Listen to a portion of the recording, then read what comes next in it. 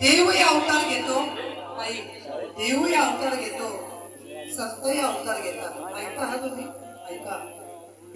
देवही अवतार घेतो. गणपती काय म्हटलं पुन्हा ऐका. देव प्रगट होतो, देव प्रगट होतो, संत अवतार घेतात आणि तुम्ही आम्ही जन्माला येतो.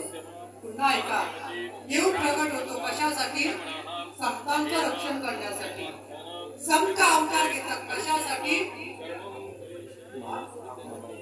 संत अवतार घेतात कशासाठी? आपलं कल्याण होण्यासाठी, देवही नाही. कल्याण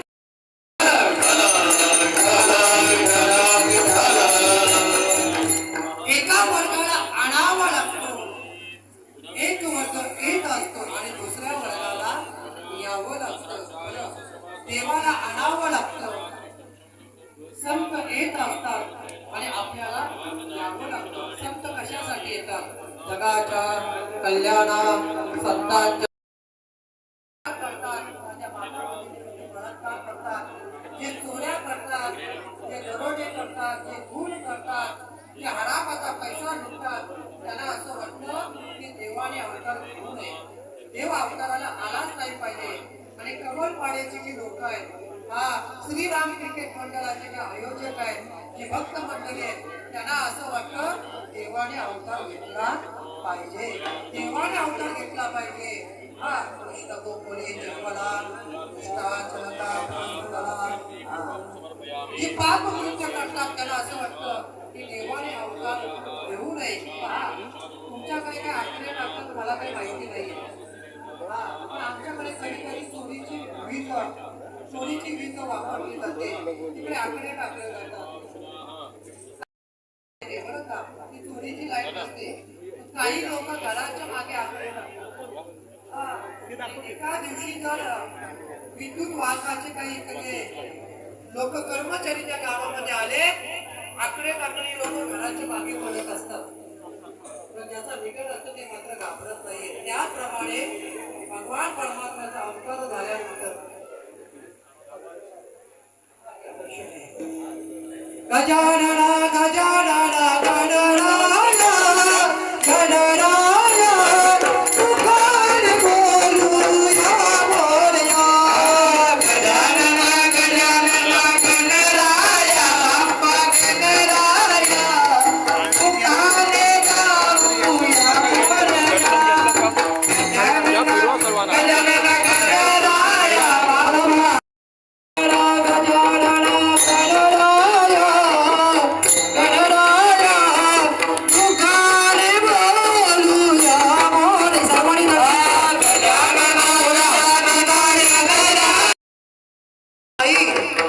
आता माझ्या मागे बोलणार आहे. गजानना गजानना गणराय गणराय पुकारे बोलूया मोरया. बोला गणराय गणराय. अजून एक पण पाणी पण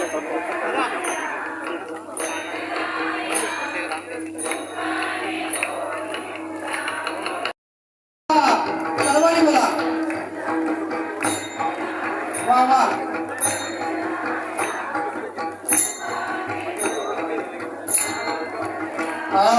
पुकारे बोलूया मोरया, पुकारे बोलूया मोरया, पुकारे बोलूया मोरया, पुकारे बोलूया मोरया. गजानना गजानना गणराय देवा गणराय पुकारे बोलूया मोरया.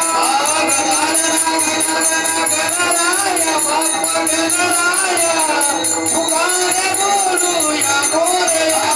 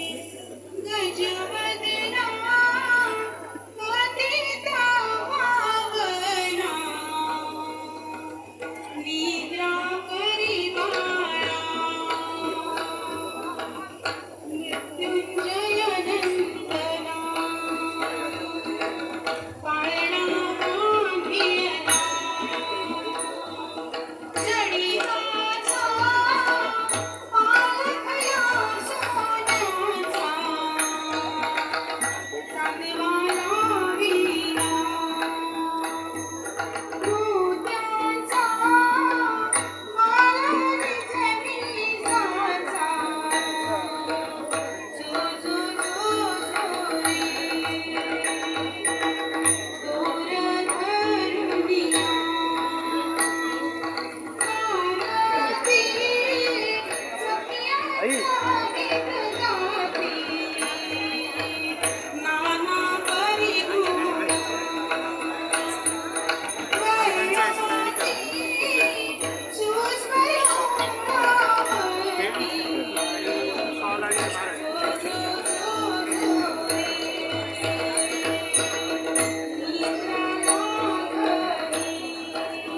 ए इकडे समोर या महिला मंडळ इकडे या बाजूला